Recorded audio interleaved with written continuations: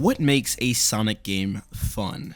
Now, I do want to set the parameters that I do believe that a game can be fun but not necessarily good, and a game can be good but also not necessarily fun. And I think that very concept also applies to Sonic the Hedgehog as a franchise to its entirety. You see, there are some Sonic games that I personally believe that are fun but not actually good, and there are some that are good but not actually fun.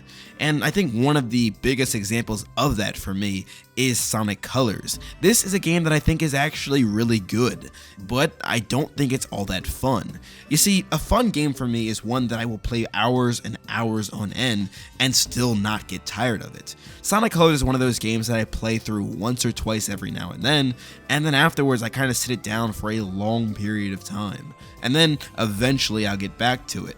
But then I have games like Sonic 06, which I don't think are necessarily good, but it's a game that I can always pick up and enjoy it. And that's not to say that Sonic 06 is a better game than Sonic Colors, because it's not. But it is to say that given the option, I will play Sonic 06 again before I play Sonic Colors again. But this is where it kind of gets interesting. Why is it that I want to play Sonic 06 again before I want to play Sonic Colors again? And what is it that makes a Sonic game fun in the first place? Because I do want to acknowledge there are some Sonic games that I think are really good, but also really fun. Well, you see, there's three types of Sonic games that I want to look at in this video here. We have the 2D classic Sonic style of gaming, we have the 3D boost style of gaming, and we also have the 3D adventure, or I guess open area type of gaming, like Sonic 06 for example. Each of these three gameplay styles do a very similar thing that contributes to being a fun Sonic game, and that is simply just being able to regulate speed and punishment.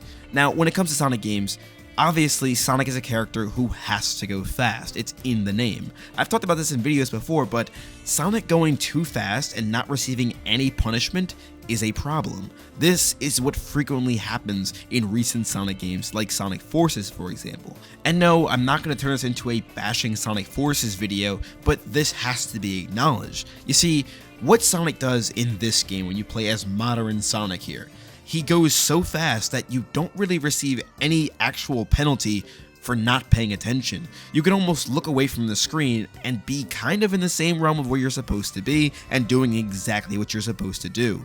This game does not punish you for going too fast, and it does not punish you for not thinking.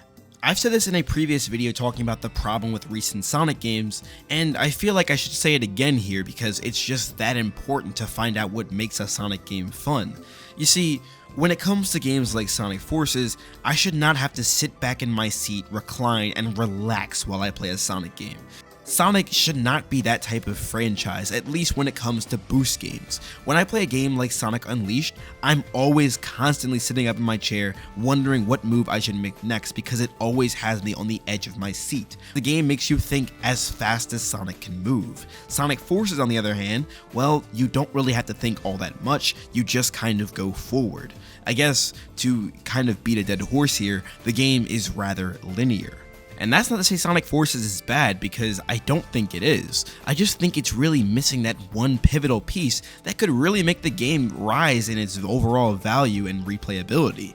This overall feature of consequence from going too fast or not really thinking is actually in a lot of Sonic games, whether it's a boost Sonic game or it's just purely momentum.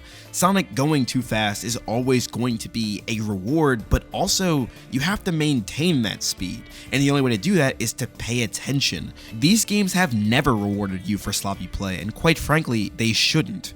What made Sonic so unique was not that he was fast, but also that he was fast with all of these obstacles in his path that you had to dodge.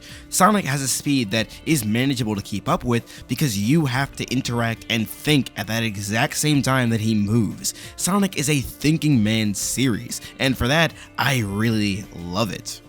And even in games where Sonic isn't moving as fast as he does in some of the boost games like Sonic Adventure or Sonic 06, what made those games so much fun to me was that you had to think, but in different ways about how to do certain things. In games like these, it illustrates that Sonic isn't all about speed. There's some times where you have to maneuver in certain ways when it comes to the platforming in order to reach other areas that you couldn't reach before, and sometimes you have to get a little bit crafty with it. And even then, it's those trial and error aspects of Sonic the Hedgehog that really drive the game, because ultimately, you want to be able to reach the end of the level as fast as possible, because at the end of the day, Sonic is a fast character and you want to be able to emulate that speed by being able to go and complete a level at a very low time. And the only way to be able to do that is if the level has multiple ways in which you can finish it at a faster time, or shortcuts to be more specific. Another thing that comes to mind when I'm talking about what makes a Sonic game fun is difficulty. Now, I think that one of the most difficult Sonic games I've ever played are both Sonic Heroes and Sonic Unleashed. I think that these two games present two completely different kinds of challenges. Like I said before, when it comes to Sonic Unleashed, you have to think as fast as Sonic can move. However, when it comes to Sonic Heroes, Sonic doesn't move as fast as he does in Sonic Unleashed, so keeping up with him isn't all that difficult. However, the platforming is very challenging on top of the long levels, and not to mention, it feels like Sonic is just relentlessly slipping on ice cubes as he runs, and that makes him pretty fast, but also just really hard to stop at some parts. So the platforming can be increasingly difficult because sometimes Sonic just will not really land the way you may want him to. Again, whether that was intentional or not, I don't know, but that doesn't make the game any less difficult. However, I think the game is fun though because it's so difficult. The game was in a way designed for multiple types of playstyles. When it comes to Team Rose, that team is meant for more of a leisurely route of the game. When it comes to Team Sonic, that's your pretty generic route. When it comes to Team Dark, that's the challenging part. This is going to be the hardest part of the game. And then Team Chaotix is kind of like a mix of all of them, not really that challenging, but it's like completing tasks, if that makes any sense. I find each of them to still be very fun though, just because of the challenge they all present. However, I don't think that most non-boosting 3D Sonic games are this hard. I think a lot of them are just pretty difficult in their own right, and just trying to figure out where do I go and how do I get there. That's pretty much the challenging part from there, and even then, it may not be all that difficult. As I'm sure a lot of you may know, Sonic Adventure has gotta be one of my favorite Sonic games, and that game really isn't hard. However, I think the reason it's so much fun is because of the way the level is presented. You see, you know exactly where to go and what to do. You're, at the end of the day, just trying to get to the goal, but at the same time, when it comes to Sonic's playstyle at least, you just want to be able to get there at a fast time, and that's what makes it so much fun, because it operates similar to how some of the boost games operate, in which I want to be able to maintain that level of speed, but I also have to be crafty with it in trying not to get hit by any enemies or lose that speed by running into a trap or something. I think at the end of the day, it's not the speed that makes Sonic games so fun to me. It's being able to think of what to do next with that speed. With that in mind, I want to take the time to talk about Sonic Speed Simulator for a second. Now, you see, initially when the game first came out, it prioritized just running, and that was really all it was. However, as more stuff began to get added to the game, like unlocking characters and all that other good stuff there, you had to actually do something other than run. You had to time your jumps, you had to race other characters, whatever it was, you had to be crafty in your movement. And ultimately, I think that's really what's keeping the simulator alive. You see, people come back because they want to try to unlock these characters, and to do that, they have to do all of these little fun challenges the game presents.